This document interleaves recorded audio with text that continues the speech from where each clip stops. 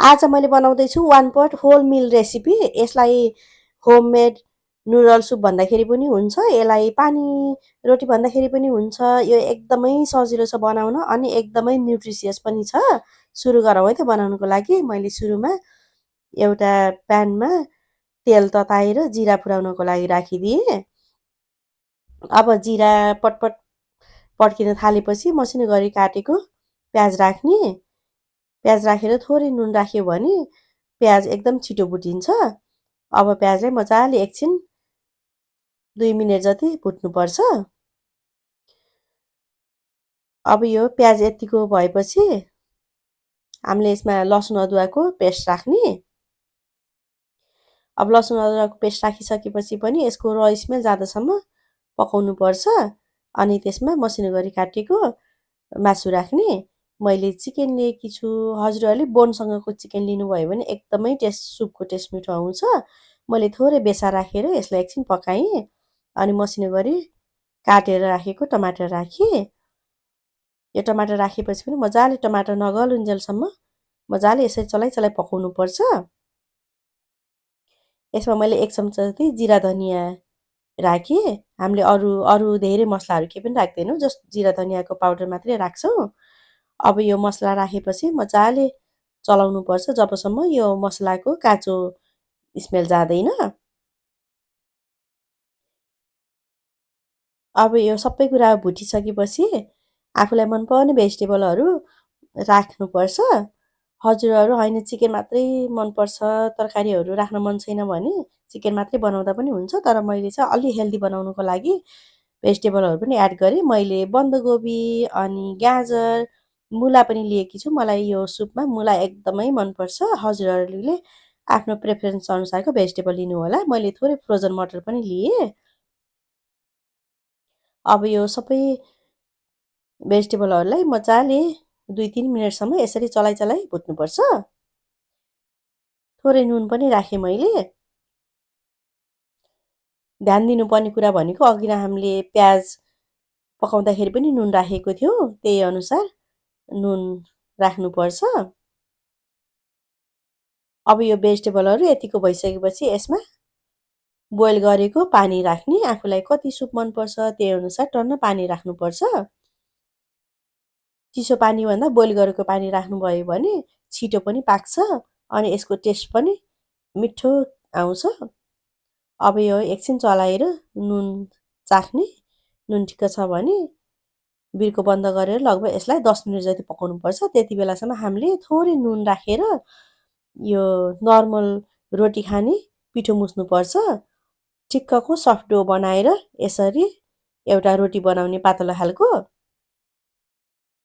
यतिको पातलो गोलो रोटी भयो भने यसलाई काटेर हामीले निम्की बनाउँदाखेरि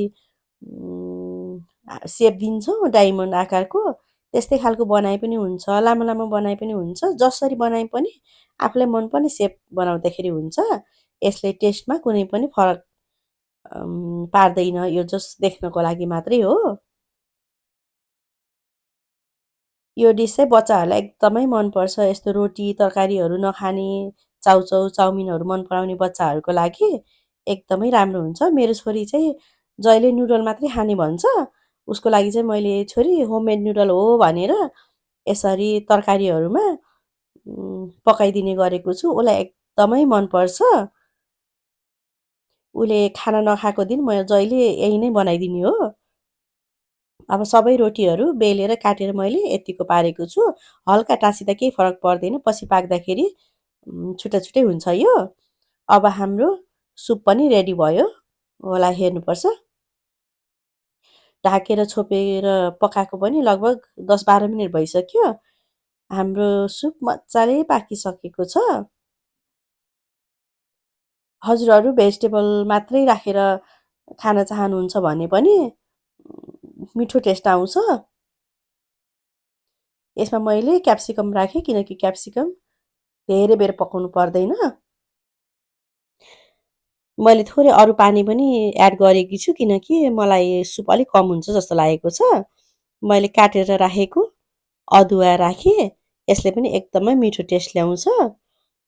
हजुरहरूलाई लसुनसँगै पहिला फुराउनु मन छ भने पनि राख्दा हुन्छ, तर मलाई चाहिँ यसरी पछिबाट हालेको एकदमै मनपर्छ।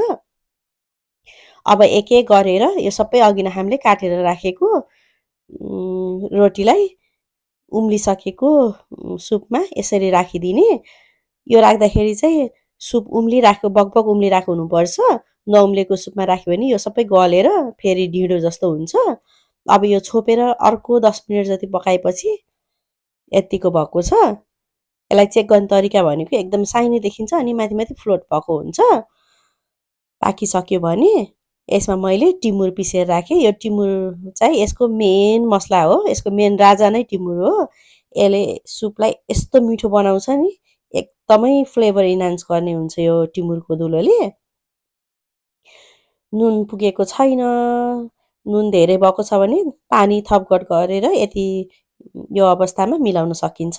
अब यति चलाएपछि हाम्रो पानी रोटी खानको लागि एकदमै रेडी भयो। मैले यसरी सर्भ गरेकी छु। माथिबाट हरियो खुर्सानी, हरियो धनियाँ अनि हजुरलाई मनपर्छ भने प्याजहरू राखेर सर्भ गर्न सक्नुहुन्छ। मैले माथिबाट 1 चम्चा जति चिल्ली ओइल राखेँ। चिल्ली ओइलको भिडियो मैले अलरेडी अपलोड गरिसकेको छु। मेरो च्यानलमा गएर हेर्नुहोला। हजुरहरू पनि यसै गरी बनाएर खानुहोला है त। अनि इन्जोय गर्नुहोला। अनि कस्तो भयो मेरो कमेन्टमा आएर कमेन्ट गर्नुहोला। Happy cooking!